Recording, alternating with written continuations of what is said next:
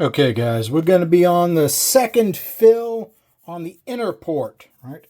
Outer, inner. And what do we notice right away with our dicom? My best guess with that fin is off a bit. If you take a look at the arrow, I think it needs to be moved over in that direction a little bit more. Kind of strange, right? This one wanted to go very much in the angle of the port. This one's going to be pretty close to the angle of the port, just off a little bit. And we'll see how that goes. It's interesting what we got on the bore from that. You can actually see how the dicom is split by that fin. Don't really have much on the valve. It's pretty clean. Okay, you can see we've got lots of inclusions and so forth, because I basically put a huge amount of epoxy in here. I need to clarify. The outer port just CNC'd, it was 284. I do get a little dyslexia sometimes, and I would have swore he said 228. It is now 220.5. So that's 63.5 cc's I filled that port. And it tops out almost exactly where it was, but the mid-range is better everywhere. We're going to see if we can do almost as good on the inner port. Now, what the owner says was the inner port didn't quite flow as well, but it made better power for the amount of flow it made, which really doesn't surprise me due to the angle of the port itself, more like the good port on the big block Chevy. Okay, it does have some issues. You know, it's got a bolt that comes down through it. It's got a push rod tube because the push rod pinch has been moved out quite a ways. As far as our dicom looks a little funny. Let's move that light because it's hard to see. It's still a little hard to see because we've got that, you can see the dicom on one side of the fin, and then we have a clean spot on the fin, and we have more dicom afterwards. You can see exactly which direction the air is flowing around the stem of the valve, right? The valve itself has got plenty on it. The side that was dead got some filling. Yeah, it's all lumps and bumps and inclusions, but guess what? It doesn't make that big a difference when you're flowing something like this. I mean, look at that big hole right on the middle of the floor. It's still a step up from where it was with the first little bit of fill. So why don't we take a look at that? Okay, guys. So on the left, we're going to take a look at our first fill on the inner. These numbers in reference to these numbers, these pluses and minuses, go against this one. This port has been filled in more. How did we do? Not huge gains, but gains. Plus, plus, plus, plus, plus, plus, plus, plus, plus, plus, plus. And it tops out just the slightest bit less. 319.6 to 319.3. Okay, now that we filled the roof in more, did it change our swirl?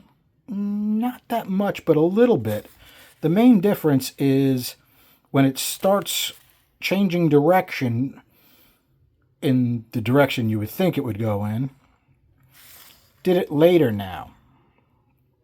Okay, and we had a lot of no swirl at all, which we got input today on one of the comments that olds are not supposed to swirl. I've never heard that before, but how can I say that? The last time I did these 2 years ago, I thought they had decent swirl. Not great, though. So he may have a point. It sounds like somebody that has a lot of olds experience, which is fine. I want input. Let's take a look at our air speeds. Okay, first fill numbers are here. So our numbers for the pinch are minus 240 minus down to 223, 215 up to 223, 196 to 195, almost the same on the bottom. The roof sped up because it's filled more, which makes more sense. Not bad. Fairly close here, fairly close here. And remember, it's kind of a guess how much I put in each spot because I was judging upon the air speeds. Well, there's not a lot of difference, so if there's a lot of difference, then I know where to put the fill more than one side than the other. How do we do on our short side? 339, 350, up. 370, 383, up. 340, 363, up. Now, did we have... We had problems right around the same point. Right around 500. We had that on both heads, which is due to the extremely high short side. And, you know, at like 3 o'clock in the morning when I'm supposed to be sleeping, I'm thinking, you know, maybe I should have just left the roof and filled that short side. And it's such a high angle now, I don't know if that would have worked. But it makes me think that maybe it would have. I don't know. I wish I had more ports to fiddle with. The other ports don't have guides or seats, so I'm not going to be able to use them. Usually, you're better off making the short side higher and the roof higher. But it's 6-degree stuff, and I'm not really that familiar with it. In fact, I think I told you guys this is like the third Olds head I've ever done. I did a 350 Olds ages ago. I did a 400 Olds. That's about it. This is my third Olds head.